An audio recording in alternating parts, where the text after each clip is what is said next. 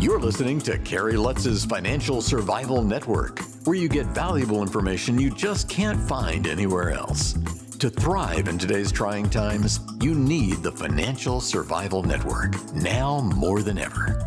Go to financialsurvivalnetwork.com and get your free newsletter and gift. Financial Survival Network, now more than ever. Welcome. You are listening to and hopefully watching the Financial Survival Network. I'm Kerry Lutz. It's 2/11/21. Well, you know, life can be a slippery slope. You start out, you do a little something wrong, like maybe it's you don't have any change in your pocket and you just grab the newspaper at the newspaper stand. And hey, it's only $1 or $2. What's the big deal? Nobody's really hurt. But then one thing leads to another. And before you know it, you're working on Wall Street and you're responsible for billions.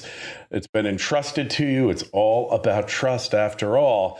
And then before you know it, there's a knock on the door and there's a couple of guys with badges who want to talk to you. And that's the story, similar to it, what you're going to hear with, I would call it a happy ending. First, I'd like to get your emails, your opinion. Have you encountered such people that you trusted on Wall Street and wound up on the short end of the trade? Well, send us the email to kl@kerrylutz.com. Right now, we've got Tom Hardin with us now. Tom, a.k.a. Tipper X, one of the youngest stellar performers on Wall Street, found yourself in a position, Tom, where you cut some corners, shall we say, and you were the subject of a federal investigation. Thanks, Kerry. Yeah, I'm Tom Hardin. About 10 years ago, I was known as Tipper X. Over 85 people on Wall Street were charged with insider trading. I think I may have been the youngest individual charged at 28 years old, worked at a small hedge fund, only made $46,000 on my trade. So I made, I think, the third lowest of the 85 people.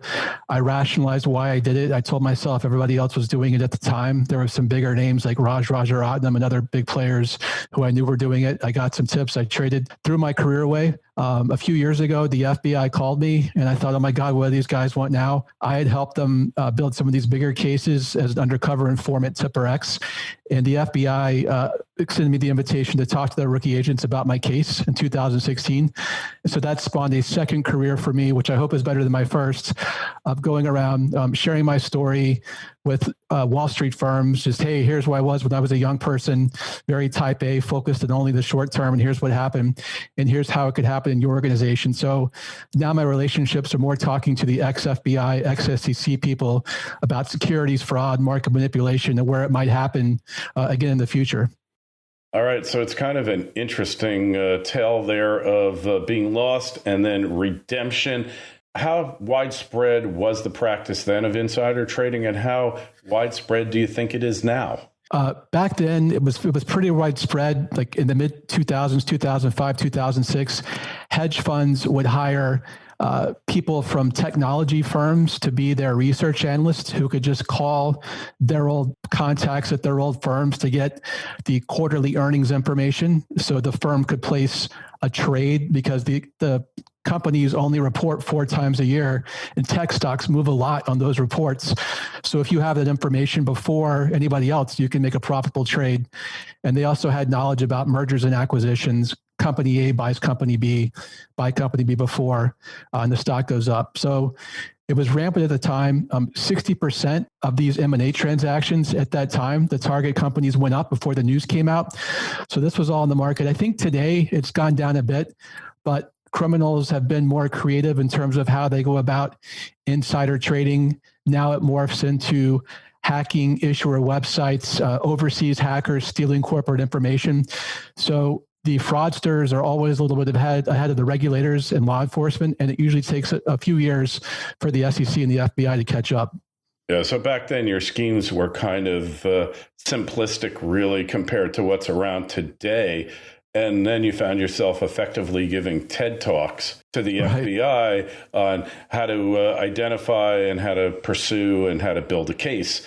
And it sounds like they still need your help there, because when you look at GameStop, 140% short position, That's like, how can you short more shares than exist? Even shorting 50% of the shares in a company would seem to be extraordinarily difficult. And yet, naked short selling, as it's called, or phantom shares, is a practice that was specifically outlawed in the United States. I know in Canada, they've got a couple of loopholes, but I know that there are big hedge funds that feed their trades through these obscure broker dealers to pursue these naked shorts. Look, I know you can't enforce every law. Like if you arrested all jaywalkers or litterers, there wouldn't be anybody walking down the street anymore, let's face it. Right. But some things like this, where really they wound up doing themselves in, sounds like if there isn't a law against it, there should be. And if there is a law against it, then it should be enforced, because the public, really, their faith in markets, it seems like everything's rigged, Tom. Yeah, I think to your second point there is a law against it and it needs to be enforced. It hasn't been. For me, when I look at the saga, everybody talks about the bubble being in the GameStop stock. But I think before that happened, the bubble was in these hedge funds being able to be short over 140% of the float in these stocks. Technically, they're not supposed to be able to do that, but because there was no enforcement of the regulation, they were allowed to, as you said, go through other intermediaries and build these short positions. The stocks that were lent to them were able to be lent out to more than one hedge fund. So these hedge funds were massively short these $3 stocks, which again, if I'm a risk manager at a hedge fund and you're short all the float in a $3 stock, that can only end one way. Potentially it could go to zero, but there's also the outcome, which we just saw a couple of weeks ago, where it could go against you the other way. So I think the SEC first will have to look, and we'll see now with the new chairman coming in under the new administration, if they're going to focus more on the retail people on Reddit or more on the hedge funds and how this was set up. And that's a great question. And it's usually the little guys that wind up taking the bullet and the big guys walk. So ex-hedge funder, I'm sure you've watched the show Billions, right? Yes, that's right. All right. So it's mostly comic, mostly kind of, fictional. But I think the mindset of the Bobby Axelrods of the world is pretty spot on, isn't it? It is. They have some great consultants. They really got the mindset right. Yes, it is made for Hollywood, so a little bit of it is, maybe not happening in the real world, but it's not far from the truth. I mean, these are young people. I was 28 years old. I had the potential to make millions of dollars. It was all lined up in front of me. And you're very short-term focused. You're just thinking about that next trade, that next amount of money I can make. Again, you can get up to that line. With my case with insider trading, I looked around and felt like, well, this law wasn't being enforced. Not the same as naked short selling, but kind of a similar dynamic of, I know it's illegal, but it's not being enforced. These other guys are doing it, and I fell into that trap. So it'll be interesting today if the SEC starts to focus now on naked shorting, which I suspect they will. All right. So one thing I just want to talk about. So my opinion is it's not all the Redditors. I think they might have to some extent been manipulated. They might have to some extent been used. But it was the hedge funds like that one SunVest. They made $700 million going long. And just like the hedge funds love to disseminate damning reports on companies saying they're going out of business, get out of this stock, worst investment of the year, they kind of turned the tables and got the word out there. This is the best company since Tesla, and you need to be buying it. So maybe this will act as like a self-regulating mechanism for hedge funds, because when they build these excessive short positions, they're going to find themselves very susceptible. And the brokers as well, they were endangered by the whole, by the kind of coordinated attack on all of these over-shorted stocks. Don't just survive, thrive. The Financial Survival Network. Today's show is brought to you by Mustango River Resources. Their flagship projects are located in Kirkland Lake, an established gold camp that has historically produced over 70 million ounces of gold. The Kirkland West project is a high-grade gold project beside Kirkland Lake Gold's world-class Mikasa gold mine, one of the highest-grade mines in the world. The Umeja project is an advanced stage project with 600,000 plus ounces of gold along the Cadillac Break, 25 kilometers east of Mikasa. Their projects have the potential to transform into another world-class mining camp in the Kirkland Lake District. Make sure you go over to mistango.com. That's MISTANGO.com. Take a look and sign up for notifications. Stock is traded on the Canadian Stock Exchange, ticker symbol MIS. For more information and to sign up for notifications, go to mistango.com. This is the Financial Survival Network, the information you need to thrive now more than ever. Yeah, I mean, I think anything now, this event happens, the hedge funds are very much focused on what's the next GameStop and AMC on Reddit, and they're tracking that. They have algorithms. They pay millions of dollars to consultants to help them track that. I think they're definitely going forward going to be very cautious about, are they heavily shorted stocks? And then some hedge funds like Sinvest actually had a fundamental thesis last year. Hey, this is a cheap stock. They got lucky with this run up. And I think they sold the day, I read that article, they sold the day where Elon tweeted game stonk. That was kind of the top, right. I think. They were able to sell it that day. But the question I think for the SEC is, were there other hedge funds a few weeks ago on Reddit under these pseudonyms with multiple accounts kind of spraying misinformation? If there were, we don't know that, and that's a problem. But I think in general, as we said, the retail guy pumping up the stock, there's not really deception here. Everybody, I think, most people that jumped on Wall Street bets, the millions of people that joined, I think they kind of knew they were playing a game. Hopefully it wasn't people's life savings. Hopefully it was their pizza money or that type of thing, which are kind of the stories we're hearing. I lost my $300, that type of thing. But you also had to know, I didn't see any kind of deception about misrepresenting the fundamentals of GameStop. Everybody kind of knew this was a game and wanted to get out. So the manipulation, the deception may be coming from the hedge fund side if they can prove that they were also jacking this up and trying to use, spread it out over several anonymous accounts. So we'll see what happens. Yeah, there isn't much chance of that as Bobby Axelrod seeing the inside of a jail cell. Yeah. I rather doubt this is going to happen because if anything, they know how to cover their tracks.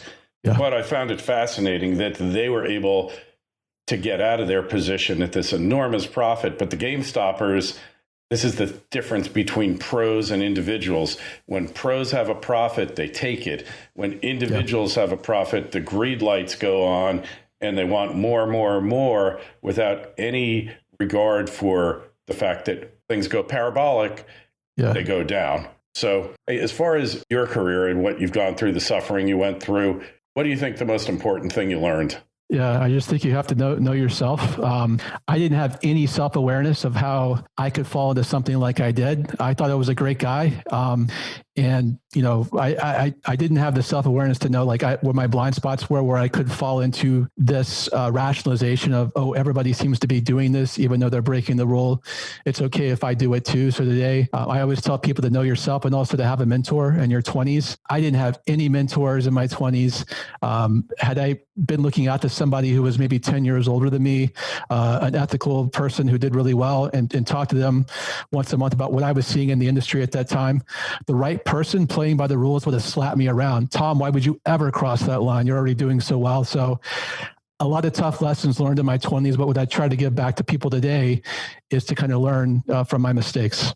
You kind of remind me of Buddy Fox from Wall Street. You want to get ahead so badly, but you're already at the top. I mean, it was just a waiting game at that point. You just perform well, you do your job, and you're going to be richly rewarded. So, I guess you weren't really thinking of the downside risks involved in your behavior. I never considered the idea of ever being caught because I was trading in such a small amount of shares in my firm. And I never thought about the money I would make. I only made $46,000. The SEC told me later. And people are usually shocked by that. They're like, I thought you were tipper X. I thought you made millions. No, the reality is, and it often is the reality, it's not a lot of money that the average person, makes on these things. Yeah, exactly. So tell me about your what you're doing today, your career today? Yeah, so I had no plans ever to share my story. I was very, disappointed myself, and I threw my career away in my 20s. The FBI called me in 2016. My phone rang, and I thought, oh my God, it doesn't say FBI, it just says restricted. And I told my wife they're calling me again. She's like, what'd you do now? Like, I don't know. They asked me to come speak to their rookie agents in 2016 about my cooperation. I was the key cooperator. And I started cold emailing every compliance officer in Manhattan. I'd love to come talk to your team about my experience, how it happened to me, how it could happen to your people. Started slow, but then it started picking up in the last couple of years before COVID. Was going around kind of as a keynote speaker around behavioral sort of ethics, compliance, white collar crime. Obviously, COVID's impacted that quite a bit, but I'm still doing virtual talks, virtual training sessions, just trying to make people aware of their potential blind spots or what might be happening that they don't see, and also doing risk assessments for companies, what divisions, what people inside the company might be more privy to going rogue. And, as a recovering attorney, I've seen this situation with numerous people in numerous professions, businesses, etc. A lot of times people go down the dark path. They follow the dark side because there are drug problems, alcoholism, gambling, and other assorted addictions. In your case, you just seem to be like naive and just like not really weighing the consequences of your actions at all. Yeah, when the fraud happens, there's typically a fraud triangle. There's a need. So the need is usually something in somebody's personal life, as you mentioned, which wasn't really, for me, I was 28, happily married, kind of like living a regular life. There's an opportunity to do it. So the opportunity at my firm was there for this to happen. But the bigger piece for me, the third part of the triangle, is there's rationalization.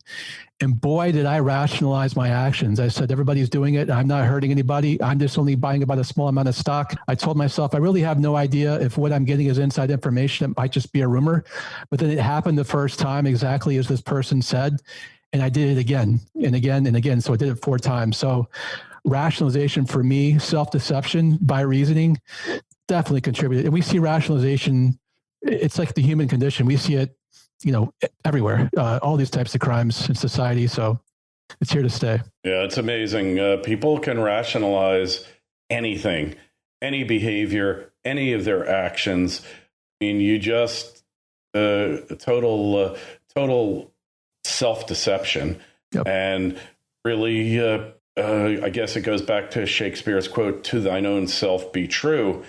If you're true to yourself, then you know exactly what you're doing at any given time, and you know the consequences of it. But in the exuberance of youth, sometimes you just get wrapped up in stuff and you really don't think about it. Whereas 20 years later, you look back on that person, Tom, and you say, how could he have been that stupid? Yeah, I do. I'm 43. I was 28. So I've had the 15 long years to think about it. How could I have been so dumb and look back? But, that situation could have destroyed me. A few people that were charged committed suicide. So luckily I didn't go that path. It can define me forever, or it can develop me into something else. So what I've been trying to do the last few years is to have a more prosperous second career here, sharing the story with companies and doing these risk analyses on where potential blind spots might be. So. Well, it sounds like a worthy undertaking. We wish you the best of luck. If people want to find out about you, books, etc., where should you go? So it's my website is tipperx.com, tipperx.com. The book is in process now. So that's been what I've been using my downtime during quarantine here to write. And so that should be out hopefully later this year. Well, I see a movie in your future here because I think the story is really a great story. And the fact, maybe not from your standpoint because you were insignificant, but you had an oversized impact on the industry and on key players in the industry. And perhaps that's the greatest contribution of your time there. We appreciate any questions for Tom. Why don't you send us an email to kl@kerrylutz.com. Twitter feed's @KerryLutz. Facebook page is Financial Survival Network. And you can sign up for our free newsletter there. Tom, been a pleasure. Thanks so much for stopping by. Thanks so much, Kerry. Thanks for having me on. Thanks for listening to Kerry Lutz's Financial Survival Network, your solution to today's trying times. For the latest, go to financialsurvivalnetwork.com. Financial Survival Network, now more than ever.